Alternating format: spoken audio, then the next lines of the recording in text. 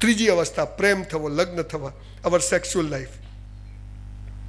ગીતા, કુરાન, બાઇબલનું એક કોમન વાક્ય છે કે હે મનુષ્ય, તારા જન્મ સમયે તારો જીવનસાથી મેં નક્કી કરીને રાખ્યો છે. કૌંસમાં ફાંફા મારવા નહીં, એટલે એવું લખ્યું નથી પણ એવું સમજી લેવાનું. પરણું તો તને જ પરણું. ક્યાં છો? આખો દાડો લોહી પી જાય બૈરાઓ. કેટલે પહોંચ્યા? શું કરો છો? પહેલાં તો આવું કરતા હતા, હવે જ નહીં કરતા. રોજ તમારા જન્મ સમયે તમારો જીવન સાથી, તમારું જોડું નક્કી કરીને રાખ્યું છે. તમને મા બાપ નક્કી કરવાનો અધિકાર છે? તમને ભાઈ બહેન નક્કી કરવાનો અધિકાર છે? તો તમને જીવન સાથી પણ નક્કી કરવાનો અધિકાર નથી આપ્યો. જે ચોખ્ઠું હાલે તે જીવી લેવાનું. એ બધું બરોબર જ છે ના? આ સાલું જીવન સાથી અને મોબાઈલ જ્યારે બી મળે ને 6 મહિના પછી એમ જ થાય કે રાહ જોયું તો સારું મોડલ મળે. આમાં આવું થાય, એમ જ આવું થાય. પણ એ અજ્ઞાનતા છે, એ સંસ્કારો નથી, આપણી સંસ્કૃતિ નથી. એક ઈશ્વર, એક અલ્લાહ, એક મા બાપ, એક જીવન સાથી, એના ઉપરથી આવ્યું. આપણો જીવન સાથી નક્કી છે, પણ એને નિભાવવો એ આપણા હાથમાં છે. અમારા મોહલ્લામાં એક 84 વર્ષના માજી છે અને એમના હસબન્ડ 86 વર્ષના કાકા છે. એક દિવસ માજી ખાટલામાં પડ્યા શું કે ખબર છે? હાડા હાલા ગેલથી મોંઘા આવતા હતા, માલા ફૂટી ગયા, તમાર ગેલ આવી. અલા હવે 84 વર્ષે હું છે તારે ભાઈ આવતા ફરિયાદ. પણ હિન્દી પિક્ચરોએ આપણી પ્રેમની વ્યાખ્યા બદલી કાઢી છે. હિન્દી પિક્ચરો એવા ખટારા જેવો, સાલા બગીચામાં જાય ને ગીતો ગાવાનું ચાલુ, દરિયા કિનારે જાય ને ગીતો ગા. હું ને મારી વાઈફ કેતનભાઈ 50 વાર બગીચામાં ગયા, એક ગીત યાદ ના આવે. અને સાલો પેલો પિક્ચરમાં બગીચામાં ઝાડ પાછળ ગયા નથી, આમ કરી બહાર. છોકરા છોકરીઓને એમ જ થાય છે કે આને પ્રેમ કહેવાય. આજની યુવા પેઢીના મગજમાં ચડ્ડી પહેરવી, સ્કર્ટ પહેરવો, ટૂંકા કપડાં પહેરવા, બાઇક પર આમ કરવું, આ પ્રેમ છે. કેવો પ્રેમ ડેવલપ કર્યો ખબર છે? આજે યુવા પેઢીએ એક છોકરો છોકરી ભેગા થાય, જો બકા તારે મને કરવાનો, આ બકા બકા કહીને બકાવ્યો. આ બકા બોલે એનાથી ચેતવું. હો, એ બકાઈ જ જાય આજથી તો કાલ. ના, ઘણા સારા બી હશે, દરેકમાં આપવાનું હોય ને. એટલે એક છોકરો ને એક છોકરી, એટલે છોકરો છોકરીને શું કે, જો બકા તારે મને પ્રેમ કરવાનો, હું તને કરું. તારે કોઈ નહીં કરવાનો, હું કોઈ નહીં કરું. આ કેવી વાત થઈ ખબર? બે વેપારી ભેગા થાય,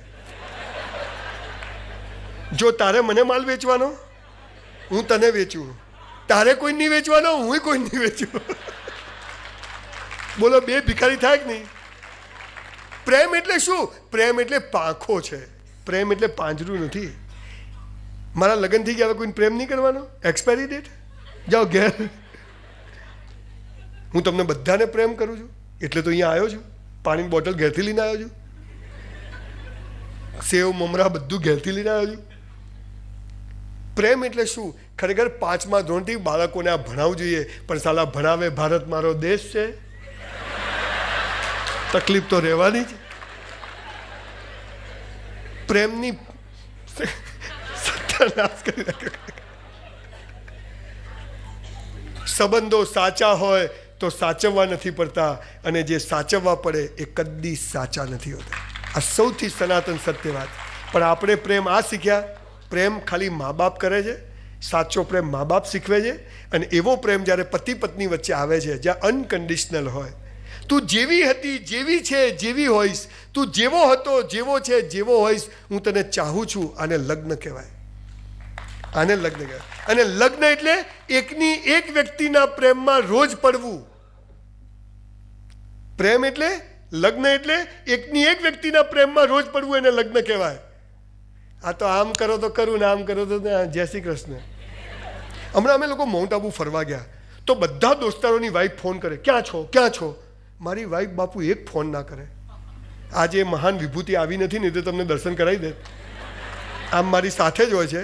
દરેક સફળ પુરુષ પાછળ એક સ્ત્રી હોય છે, એની પાછળ એક બીજી સ્ત્રી હોય છે.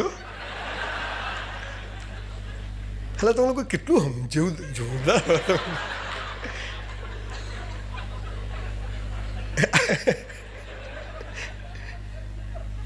શું કહેતો તો ભૂલી ગયો બાપુ, મારા તકલીફ છે સારું. આપણે કઈ વાત કરતા હતા? હા, આ કેમ પૂછું ખબર? જાગો છો ને? આ મોરારી બાપુની કથામાં ખબર વચ્ચે વચ્ચે ભજનો ગવડાવે, એ ચેક કરે કે બધા જાગે ને.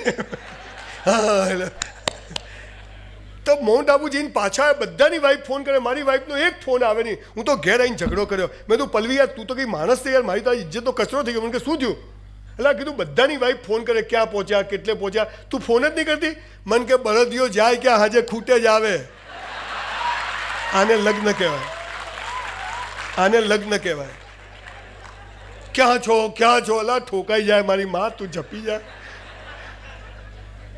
આ મોબાઈલ આવ્યા પછી તો લગ્ન સંબંધો ને પ્રેમ સંબંધો તૂટવા માંડ્યા. ઓનલાઈન હતા, મને ફોન કેમ ના કર્યો? 3 વાગ્યા સુધી ઓનલાઈન હતા, કોની સાથે વાતો કરતા હતા? એટલે ભાઈ ભૂલથી ઓનલાઈન રહી ગયું, હું હોઈ ગયો છું. અને અડધો કલાક ટોયલેટમાં હતો, ઓનલાઈન પડ્યું છું. હવે શું કરી?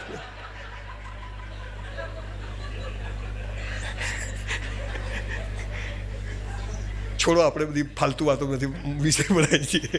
કેતનભાઈ કહે છે આ ભાઈ તો વળી બીજું ચાલુ કરી દીધું. ત્રીજી અવસ્થા, તમારો જીવનસાથી ઈશ્વરે નક્કી કરીને રાખ્યો છે. બાળકોને કહો કેરિયર બનાવો, ભણો, કસરત કરો, બોડી બનાવો, અને જે કોઈ મળવાનું એ મળી જશે. પ્રેમ લગ્ન હોય, અરેન્જ મેરેજ હોય, પરણી જવાનું. બહુ દાલદર નથી મારવાની. વાજપાઈ અને અબ્દુલ કલામે લગ્ન ના કર્યા, શું ફરક પડ્યો? અને નરેન્દ્રભાઈએ કરી બી લીધા તો શું ફરક પડ્યો? બહુ ચિંતા કરવાની થઈ જાય તો કરી લેવા, ના થાય તો હરી જા.